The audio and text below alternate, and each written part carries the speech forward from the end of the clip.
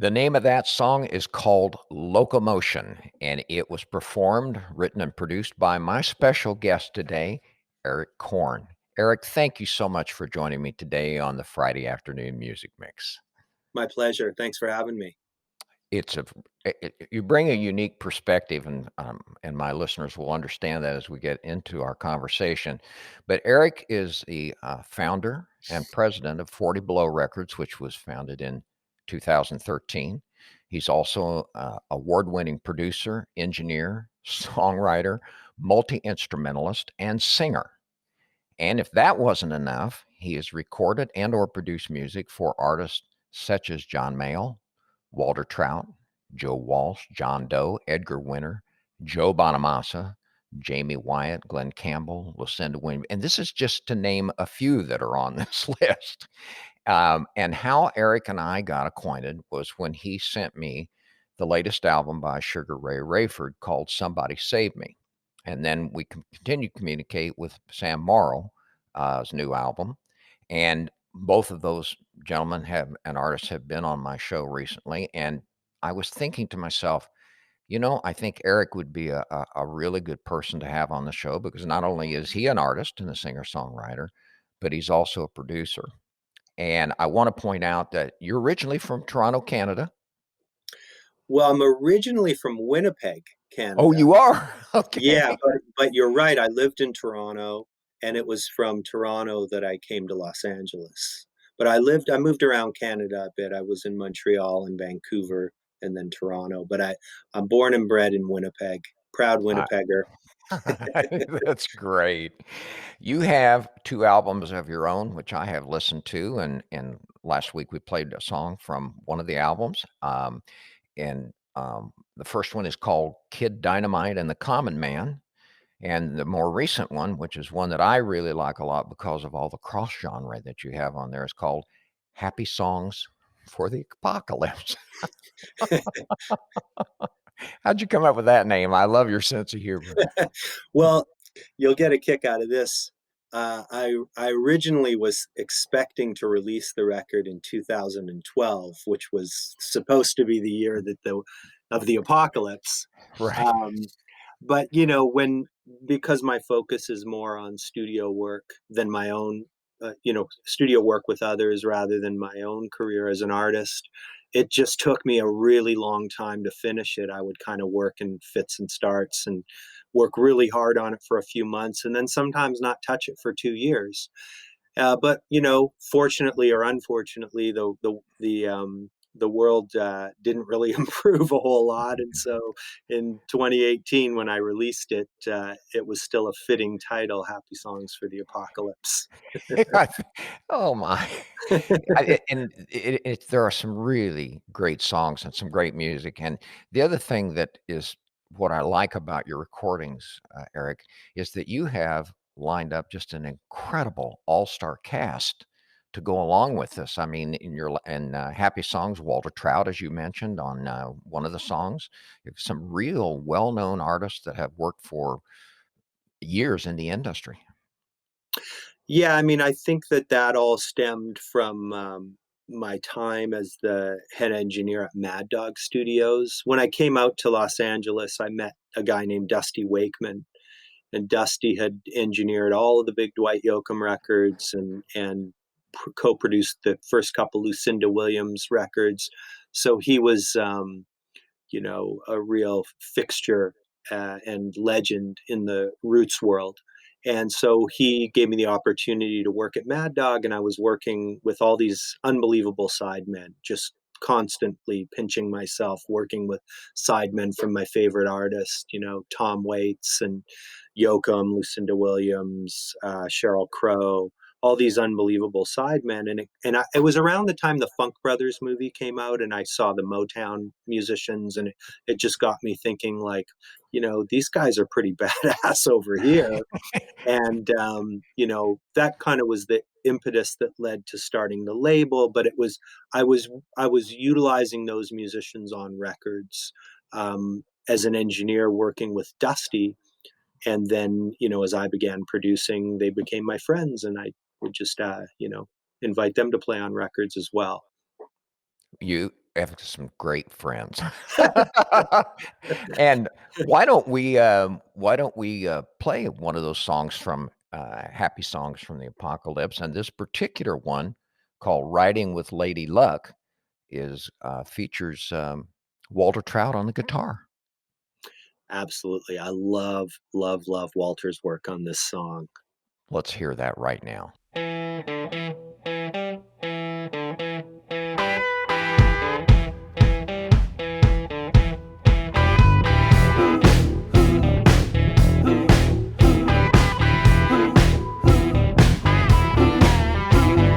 If it's contagious, I want it all to myself. If it's contagious, here's to health and wealth. Bottle it up, put it on my shelf. They call her Miss Moses, she can calm a man. They call her Miss Moses, cowgirl of the sand. Might think she's crazy, she can have my hand. She can have my hand, y'all.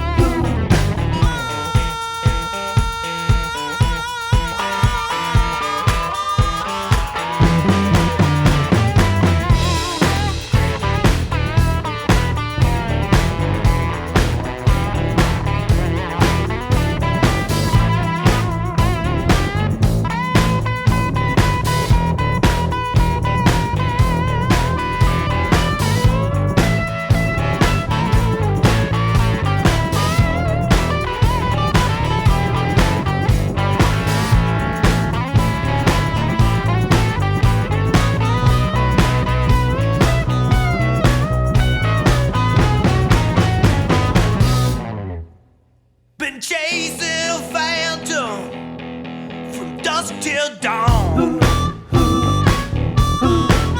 Been chasing a phantom with a blindfold on. Can anyone hear me? Is this damn thing on? Don't try to stop me. I got my mind made up. Now don't try to stop me, 'cause I can drive this truck. I'm 90 miles from Reno. I ride with Lady Luck.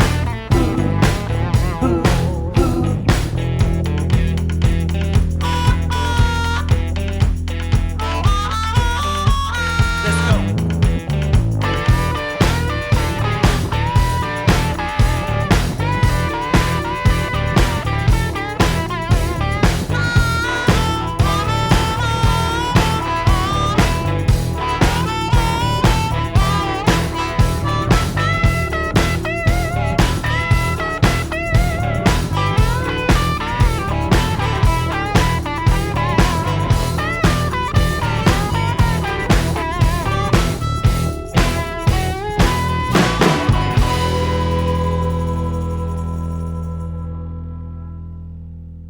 Just incredible song, Eric. And Walter is an incredible person. Oh I've god, read his bio. he Liver really tr is. I liver love him. transplant, the whole bit. He's been down the pike, but he's still blazing on that guitar. And he's got a Yeah, good voice. He's got a good voice too. I love his voice. I think he's a really underrated singer. I agree with you. I Yeah. agree with you. Let's talk about something that I've never been able to talk about because none of my guests have the background that you have. And I want to talk a little bit about the role of a producer, as well as the fact that you are the owner of 40 Below Records. Um, for my own awakening, when it came to the value of thinking of a producer being someone more than just somebody at a board mixing up songs, was when I heard American recordings that were produced and mixed by Rick Rubin. That made me sit up straight in my chair and think about the fact that, wait a minute, I'm hearing artists that I've heard for years, and of course he did albums by the Dixie Chicks, also Wallflowers by Tom Petty. And then all of a sudden you started to notice the difference in these. And Joe Henry is another accomplished producer. And as I mentioned to you, not only did I notice it so much in Sugar Ray's new album, but I mean, I sat back and I complimented him on that. And I did also with Sam Morrow when I listened to his latest album, not really realizing that you were the guy behind this. And it, tell me a little bit about what has made the difference that we start to really notice the quality in these new recordings based on the role of the producer. Well, I think producers can have very different roles depending, like you had mentioned, Rick Rubin. I think I know engineers that worked for Rick Rubin, and Rick is, from my understanding, is more of the Svengali type of producer. And he deserves all the credit and the accolades that he's gotten because he's done it many, many times. So I, but he has this ability to make people go different places and create a curiosity in them, and it's amazing. I come more from the school. I guess I would point as far back as people like John Hammond and Bob Johnson, who were A&R producer guys. Hmm. And then I'm an engineer producer. So there's younger guys like maybe a Nigel Godrich, who's like Radiohead's producer, guys like that that are engineer producers. I kind of like to, have my fingers in all the different stuff. But there are two different roles, the engineer and the producer. As a producer, I think your job is first off to tap into the vision of the artist and really identify who they are and what makes them special. Um, Rather than impose my vision on them, I want to tap into theirs and then create a shared vision with them, always consulting them to make sure that they're really feeling it, because I know whose face is going on the record at the end of the day, and it's not mine. Yeah, I I'm going to have a understand. little line on the back cover. Right. so so there's that, and then then for me it's I compartmentalize it. So it starts with the song, really making sure that the arrangement, the chord structure, the lyrics are as strong as they can be. And then it comes down to picking the right musicians and finding the right instrumentation and arrangement. Um, and then I'm a real fan of like vintage tones, but with like pushing things harder in a modern way, like trying to push things a little bit more sonically. I like engineers that kind of push things into the red, into the breaking point, but not always, because it depends on who you're working with. And, I might do that with Sam Morrow. I might push the sonics really hard, but that wouldn't be appropriate for John Mayall. John needs a classic sound.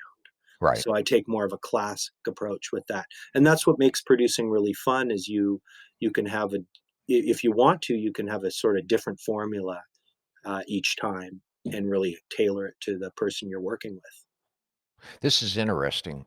As you said, you're tailoring this to the artist. And I like the fact that, there's some where you can push the envelope and others where you cannot. And that is a real fine line to walk, to know where that is. And I'm sure you've done a lot of trial and error with that over the years. Yeah, you can try things and you see how the artist responds, and also I have my own sensibility. I don't think it's appropriate to do things with John's sound that it would be to do with younger people that are into some newer artists. So, with someone like John, I'm trying to do everything I can to preserve and enhance his legacy, which was in place long before he met me, you know. But I'm honored and flattered that he's chosen to work with me in the last stages of his career. Isn't that incredible? Like I say, he's my age. So yeah, I understand exactly what you're talking about. There's a tremendous amount of respect and to some degree reverence that comes with that when you're dealing with people of his caliber. For Um, sure. What have you got next in the can? What's coming up? I know Sugar Ray has gotten a lot of notoriety with the album that you wrote and produced for him, was nominated for a Grammy. And Yeah, that was a huge thrill. And I was really proud of Suge for winning the Entertainer of the Year and for 2 years in a row, the Male Soul Blues Artist of the Year at the Blues Awards. He's just a fantastic person he and is. incredible talent. We've got a new record that I just finished like a couple days ago. Great. So it's in the can, and we're just starting to talk about our plans for releasing that. But that's done. I've got a John Mayall record that's done with some really cool special guests. Um, Oh, great. and then I'm writing. I'm going to start writing with Sam for a new record, and I'm doing a record starting next week with the one of the main guitar players in Sam's band, Eli Wolfmeyer's got a super cool band called Leroy from the North. And That's great. yeah, he did a record with a great producer, a friend of mine named Rob Schnaff. Rob's very accomplished. He's worked with everyone from like Booker T to Cat Power to Beck. He's Betty Lavette. So he did a record with Leroy from the North, and we're going to put it out on 40 Below. And then we're starting another record next week. So things are busy. And then right after that, I start in May a new record with Walter Trout. So things are Oh, busy. Eric, you got a full year ahead of you, don't you? I mean, it's great, you know. Yeah, we've got some other irons in the fire that we're just working things out, but we should have a real busy year, and then next year will be a real busy year for 40 Below. I'm holding a few things back until then for obvious reasons. This is exciting, isn't it? It really is exciting. And owning the label, like I said, when you first reached out to me, I didn't realize that you were the owner. And so over time, as you and I have developed a relationship, and you've introduced me to some artists that I had never heard of, which I'm eternally grateful for. It's just, I'm looking forward to what you got coming next. I really am. Thank you. I know the future is going to be real bright for you, even if you're far away from a place that you and I both love very much, which is the Great White North. You're a lot closer than me, right? I'm only 20 miles from the Yeah. border, so I'm gonna get there before you do, I think, but right now it's closed, so neither one of us can. You might be able to get there, but I can't get Fair back home, enough. so anyway. Well, Yeah. this has just been wonderful. Thank you for taking, our listeners to an idea of what the producer and the record owner, company owner does, Eric. I really, really appreciate it, and I'm going to look forward to us, you know, working together again with a lot of the new artists that you've got coming forward. By the way, has Jamie Wyatt got anything coming up anytime soon? Jamie put out a record last year on New West Records. On New West. We put out her first record, Felony Blues. Right. Um, but I'm not sure what she's got cooking up next. Yes. But she's Yeah. just a tremendous talent. I know that she has worked with Sam, and of course, I played a song recently that on my show that they performed together, which was Skinny Elvis. I love Skinny that name. Elvis, yeah, Yeah. I wrote that one too. Did you write that song? I That's did, yeah. incredible. What a talent you bring to the table. Eric, thank you so much for joining me today. And I'll look forward to you and I having a long relationship with these artists and with the recordings that are coming out. And how about we go out the door with one more of your songs, Shortwave Preachers? That sounds great. It was a pleasure being with you, and I hope to do it again sometime soon. Thanks again, Eric. Take care now. You too.